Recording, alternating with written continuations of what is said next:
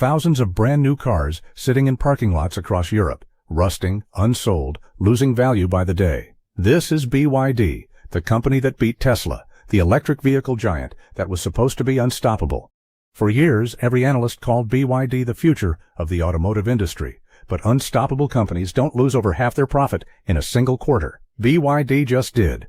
Dealerships vanishing overnight. Over 300,000 vehicles recalled in 12 months. Ports jammed with inventory nobody wants. So which version of BYD is real? The unstoppable juggernaut or the house of cards starting to collapse?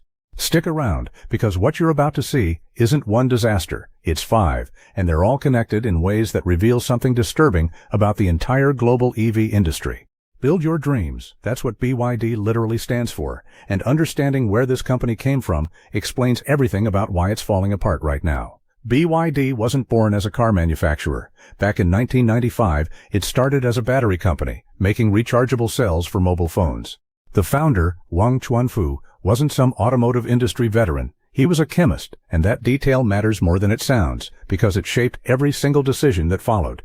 While Toyota and Volkswagen spent decades perfecting internal combustion engines, BYD quietly became one of the most advanced battery manufacturers on the planet. Then in 2003, Wang made a move that looked absolutely insane.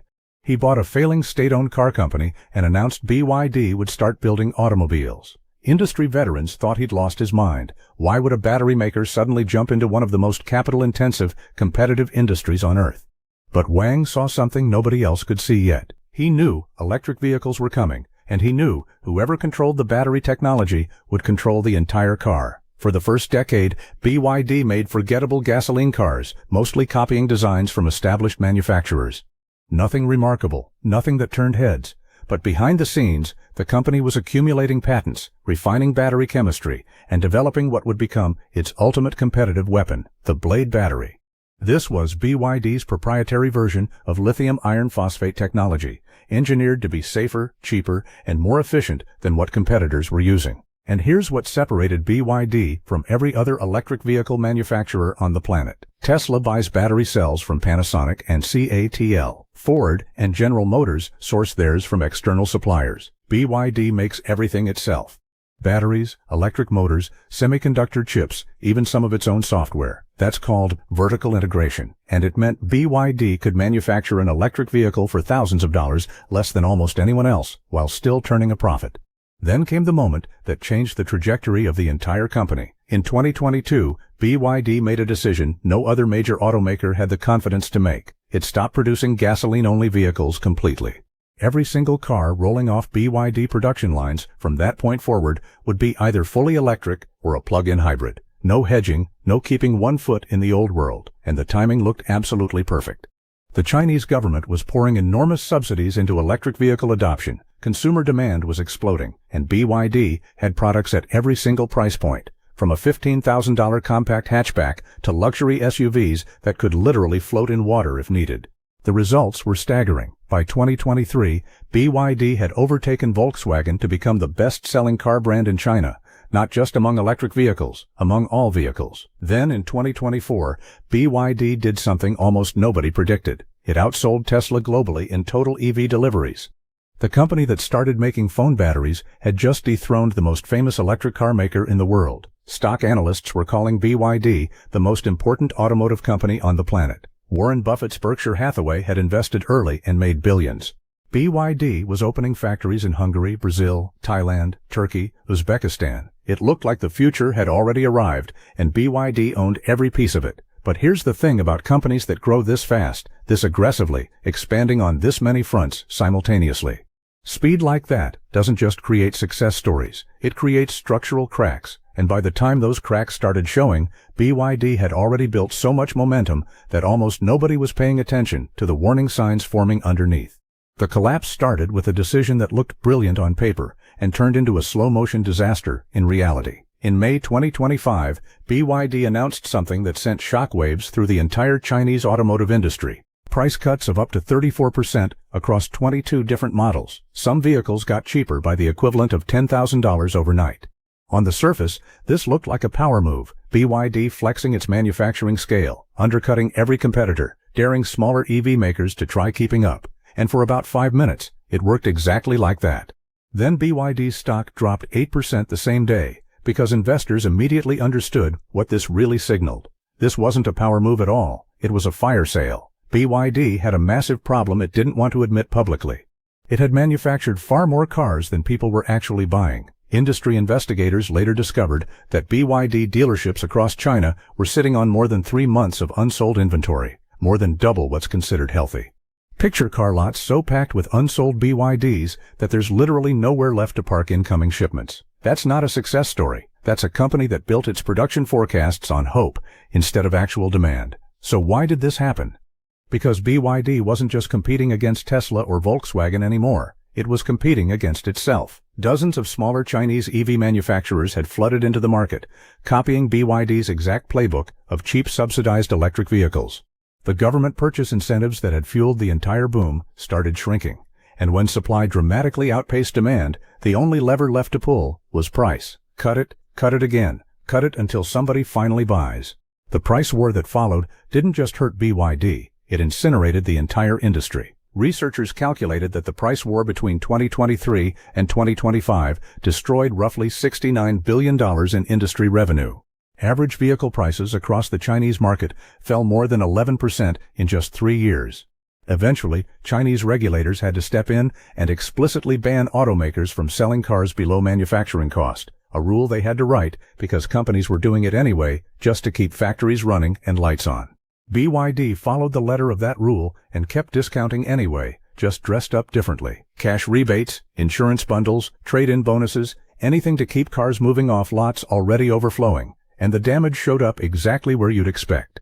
In the first quarter of 2026, BYD's net profit collapsed by more than 55% compared to the year before. Let that number settle for a second. This is the company that beat Tesla globally just 1 year earlier, and in a single quarter its profit got cut more than in half. Revenue fell too, down nearly 12%.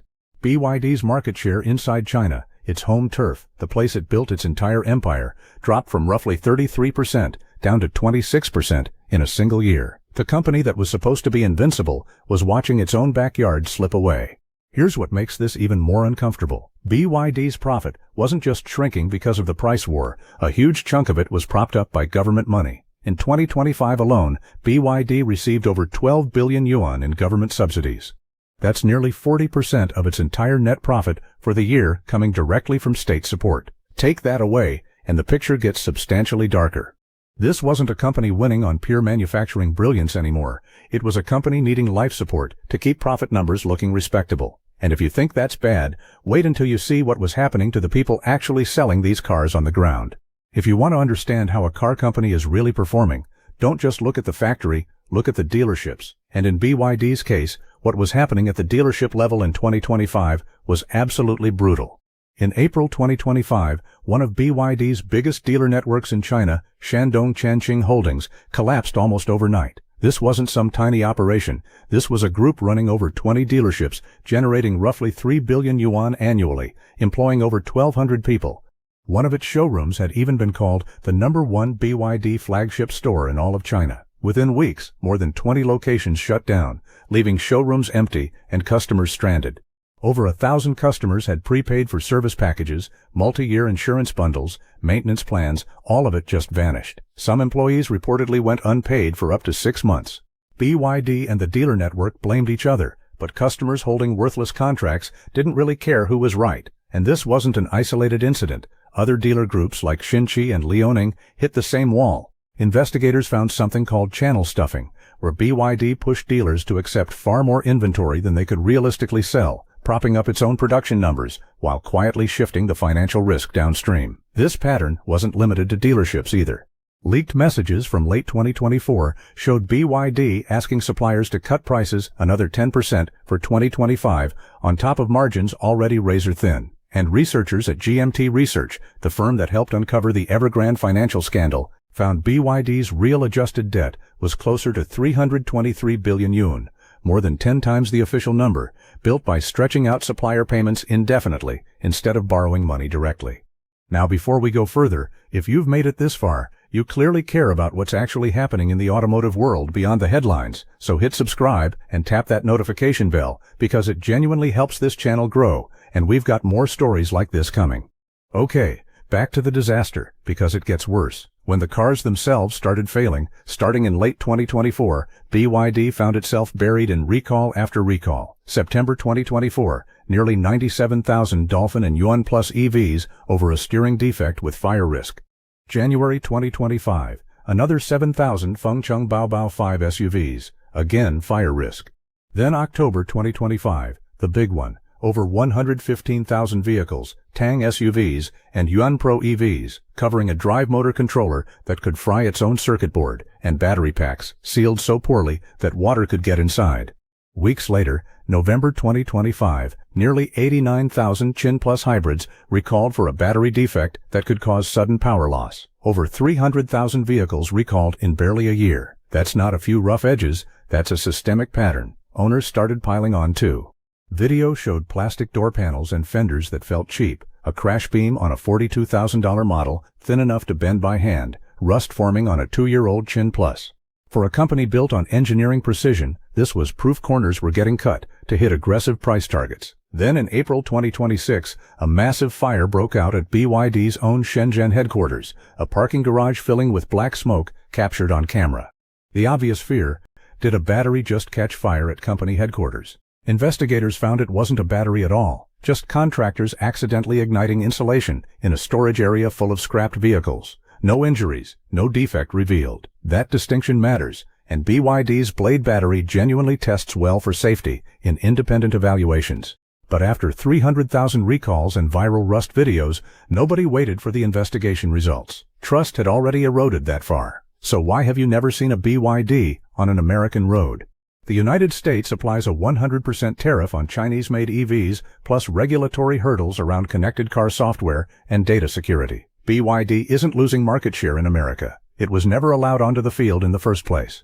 So it chased growth everywhere else. Europe, Brazil, Thailand, Indonesia, Turkey, Uzbekistan, building local factories to sidestep tariffs. It even raised its 2026 overseas target from 1.3 million to 1.5 million vehicles. But even that route had thorns. The European Union hit it with a 17.4% duty on top of existing tariffs, citing Chinese subsidies distorting the market. Brazil raised its own barriers. China's export surge more than doubled in March 2026 alone, triggering exactly the kind of defensive tariffs you'd expect when a wave of cheap vehicles suddenly floods someone else's domestic market. Local factories help long-term, but they take years to fully ramp up production. Right now, BYD is locked out of its biggest potential market, facing rising walls in its next best ones, and drowning in unsold inventory back home with nowhere left to send it. So let's circle back to where we started. Build your dreams. That name was supposed to represent ambition, vision, the electric future arriving ahead of schedule. And for a few incredible years, it actually delivered on that promise. BYD really did beat Tesla in global deliveries. It really did become the largest car brand in China. It really did build battery technology that established rivals took seriously. But here's the uncomfortable truth this entire story keeps circling back to. None of BYD's individual failures, not the price war, not the recalls, not the dealer collapses, not the hidden debt, happened in isolation. They were all symptoms of the exact same root cause, a company that scaled faster than its quality control, faster than its dealer network capacity, faster than its supply chain management, and faster than actual global demand could sustain. BYD didn't build its empire on patience and careful planning. It built it on speed, government support, and a price war strategy that eventually consumed the very company that started it. When you grow that fast for that long, eventually the bill comes due. And in 2025 and 2026, BYD got handed that bill all at once. A profit collapse over 55% in a single quarter, over 300,000 recalled vehicles in barely a year, dealer networks collapsing, leaving real customers and real employees stranded, a debt picture that independent researchers say is roughly 10 times worse than what appears on official books, and a home market share already shrinking while the rest of the world keeps building higher tariff walls to keep BYD out. This doesn't mean BYD disappears tomorrow. It's still enormous, still profitable on paper, still expanding into new countries every quarter. But the era where BYD looked unstoppable, where every headline was another record shattered, that era is over. What replaced it is a company fighting fires on every front simultaneously, literally and financially, trying to prove the empire it built in record time wasn't constructed on a foundation already starting to crack. And that right there is the real story behind the BYD disaster nobody saw coming. Not a single dramatic collapse, but a slow unraveling of a company that grew faster than it could control. If there's one thing this story proves, it's that in the automotive industry, speed without discipline always eventually catches up with you, no matter how big the company or how cheap the cars. If you learned something new today, hit that like button because it genuinely helps this video reach more people. And if you haven't already, subscribe because we're covering every major shakeup happening in the global auto industry right now. And trust me, BYD is far from the last domino.